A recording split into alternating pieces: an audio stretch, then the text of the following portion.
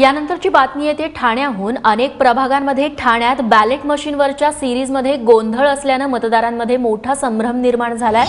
अ, ब, क आणि ड अशा मालिकेत बॅलेट मशीनवरती उमेदवारांची नावं असणं अपेक्षित आहे। मात्र अनेक मशीन्सवरती या मालिकेत क्रमवारी चुकल्यानं मतदार इथं गोंधळात पडलेत।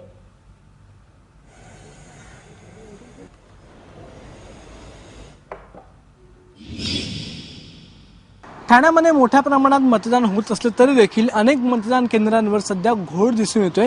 काही ठिकाणी बोगस मतदार पकडले तर काही ठिकाणी ईव्हीएम मशीनचाच घोळ आहे। आपल्याबरोबर हा सगळा घोळ सांगण्यासाठी ज्यांनी वोटिंग केलंय असे लेखक प्रसाद कुलकर्णी सध्या आपल्याबरोबर, आपण त्यांना विचारूया। सर, काय सांगाल, तुम्ही जेव्हा वोटिंग करायला गेला तेव्हा नेमका काय प्रॉब्लेम तुम्ही फेस केलात? आज लोकशाहीचा सण आपण साजरा करतोय की माझा जो हक्क आहे प्रत्येकाचा मतदानाचा तो बजावण्यासाठी मी माझ्या बायकोसोबत सकाळी मतदान करायला गेलो। उत्साहात तिथे सगळं वातावरण होतं, खूप मोठ्या रांगा होत्या।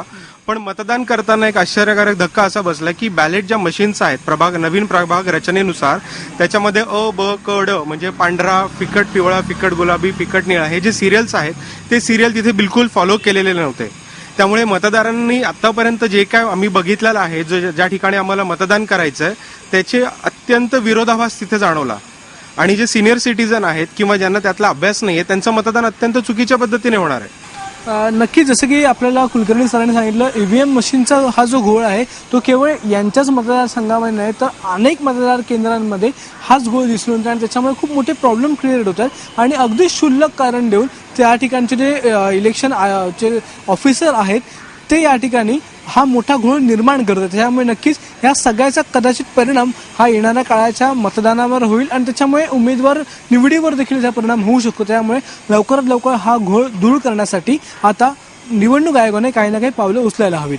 कॅमेरामन विनयसह अक्षय भाटकर, एबीपी माझा, ठाणे।